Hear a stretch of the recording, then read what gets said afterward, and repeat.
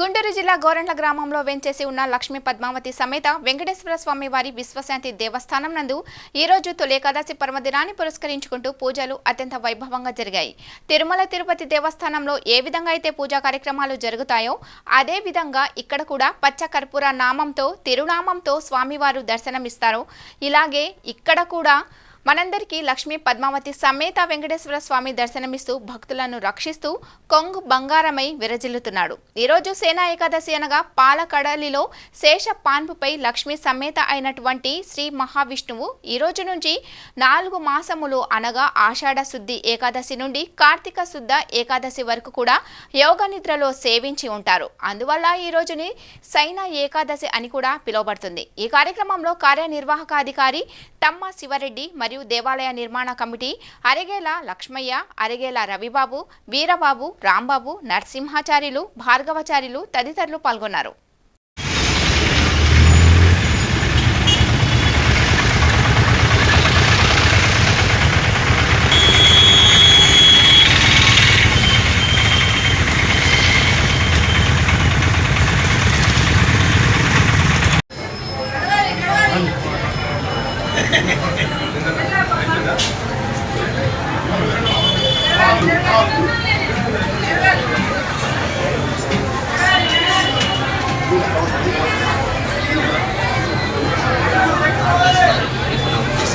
माधवस्के देवदेवस्के नर्मदो नारायणस्के श्रीपूर्वतस्के श्रीमद्खिलाण्डकोटिब्रह्माण्डनायकस्के आदिभक्त्यान्तरहितस्के परव्यूह भवामि अर्चावतारस्वरूपधारिणः परमपुरुषस्य भगवतः श्रीमन्नारायणस्य परिपूर्णानुग्रहप्रसादेन श्रीमाजमानस्य गोत्रोद्भवस्य कुञ्जर्लगोत्रोद्भवस्य सवार्डनामधेयस्य धर्मपत्न्याः रमादेवीनाम्न्याः कुमारस्य गौरीशट्नामधेयस्य श्रुतिनाम्न्याः धन्वीरेड्डिनामधेयस्य अद्वैतरेड्डिनामधेयस्य सहकुटुम्बानां सभानां सपरिवाराणां क्षेमस्थैर्यधैर्य अभयायुरारोग्य ऐश्वर्य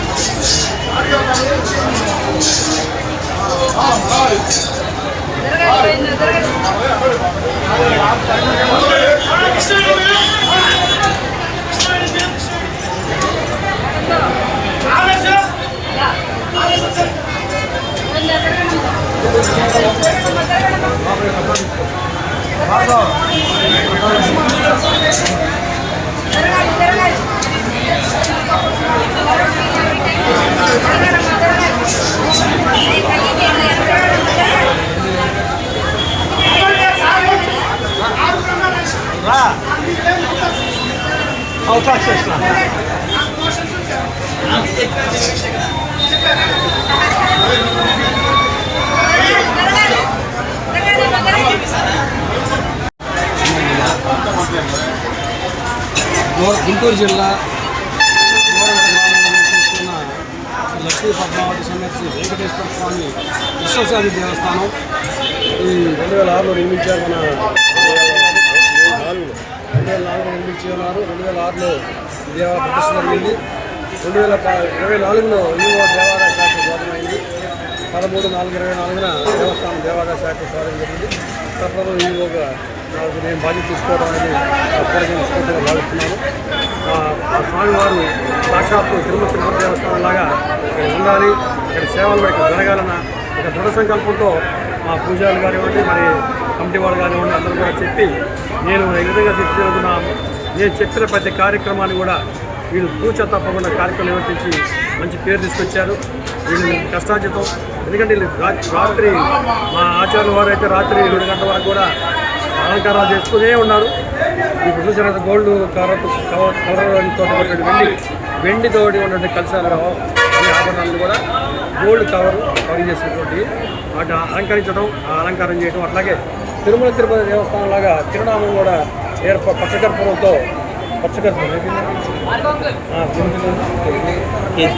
కేజీ పచ్చకర్పూరంతో, అది ఖరీదైనటువంటి కేజీ కూడా 2000 రూపాయలతో కలిగినటువంటి పచ్చకర్పూరాన్ని తీసుకొచ్చి ఏర్పాటు చేయడం జరిగింది. మరి దేవాలయం తిరుమల తిరుపతి దేవస్థానంలో ఏ విధంగా అయితే కార్యక్రమాలు జరుగుతున్నాయో ఆ విధంగా జరిపేటువంటి కార్యక్రమాల వివరాల ప్రకారం ఇక్కడ కూడా జరపాలన్న సంకల్పంతో మేమందరం కూడా దృఢ సంకల్పం తీసుకున్నాం. ఇవాళ మేము ఛార్జ్ తీసుకున్న తర్వాత మొట్టమొదటి పర్వదినమైనటువంటి తొలి ఏకాదశి ప్రథమ పండుగ. ఈ సందర్భంగా మన హైందవ సాంప్రదాయం వైకానస సాంప్రదాయం ప్రకారంగా దేవాలయం అభివృద్ధి చెందాలన్న కారణంతో భక్తులందరూ కూడా ఎలాంటి ఇబ్బంది లేకోకుండా దాదాపు మనం తెల్లవారుజామున రాత్రి అంతా అలంకారం చేయడం జరిగింది. దాతల సహకారంతో మన లక్ష్మయ్య గారు, వీరబాబు గారు అలాగే కొంతమంది మహానుభావులు అందరూ సంకల్పించుకుని ₹1,00,000 వరకు పూల డెకరేషన్ తోటి చేయించి తిరుపతి దేవస్థానంలో ఉండేలాగా ఇక్కడ ఏర్పాటు చేయడం జరిగింది. వారికి మరొకసారి కృతజ్ఞతలు తెలియజేసుకుంటున్నాను.